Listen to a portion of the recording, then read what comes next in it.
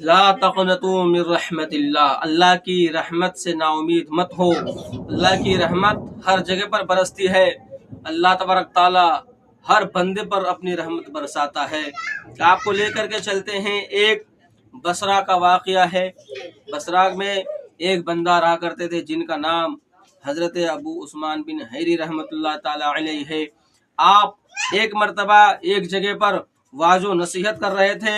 واعظ و نصیحت کرتے کرتے اس مجمع کے اندر ایک غم کا ماحول چھا جاتا ہے، سناٹا ہو جاتا ہے، لوگوں کے آنکھوں سے اشک بار جاری ہو جاتے ہیں، لوگ آہو پکار کر رہے ہوتے ہیں، اللہ کے خوف سے لرزہ ہو جاتے ہیں، اللہ کے خوف سے ڈر جاتے ہیں، اور اس محفل کے اندر سناٹے رہتے ہیں اور سب زار و قطار رو رہے ہیں۔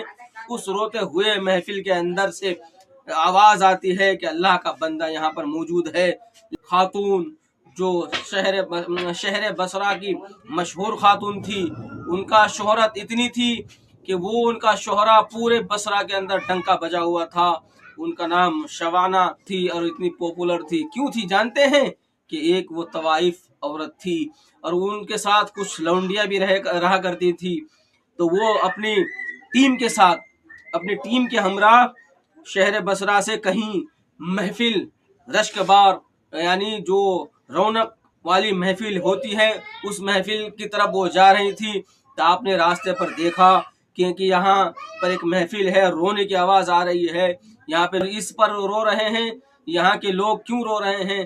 آپ نے دیکھا کہ اس محفل میں جائزہ لیا جائے، چلو اس جگہ پر چلتے ہیں۔ یہ سارے لونڈیاں لے کر کے اس محفل کی طرف جب گئیں تو دیکھا کہ لوگ یہاں رو رہے ہیں، اور ایک محفل کے ایک جگہ پر شامیانہ ٹنگا ہوا ہے، وہاں پر ایک مبلغ واعظ و نصیحت کر رہے ہیں، اور ان کی بات سن کر کے متاثر ہو کر کے لوگ رو رہے ہیں۔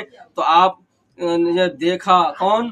شوانہ نے دیکھی، جب تو وہاں بیٹھ جاتی ہیں، اور بیٹھنے کے بعد وہ بھی سننے لگ جاتی ہیں۔ سنتے ان کے دلوں کے اندر بھی ایک کپ کپی طاری ہو جاتی ہے، وہ بھی ڈرنے لگتی ہیں، وہ خوف خدا سے کانپنے لگتی ہیں۔ جب گھبرا کر کے وہ بھی اشکبار ہو جاتی ہیں، ان کے ساتھ جتنے بھی لڑکیاں تھیں سب رونے لگ گئی، اور خوف خدا آپ کے دلوں میں جب بسنے لگ گیا، جب کچھ دیر کے بعد محفل ختم ہو جاتا ہے۔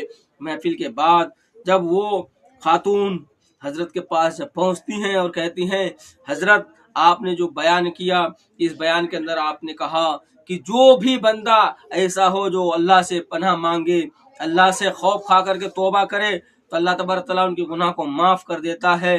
تو حضرت میں یہ جاننا چاہتی ہوں کہ کیا میری خطا معاف ہو جائے گی؟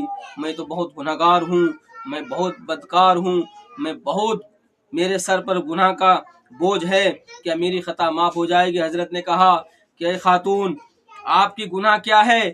اس شہر بصرہ کے اندر اگر شوانہ خاتون بھی توبہ کر لے اللہ کی بارگاہ میں تو ان کی بھی گناہ معاف ہو جائے گی۔